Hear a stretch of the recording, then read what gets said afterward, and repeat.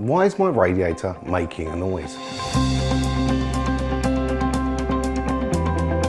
There can be various reasons as to why you might have a noisy radiator.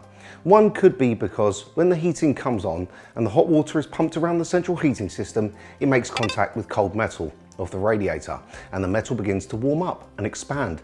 This expanding metal then begins to make some type of creaking noise.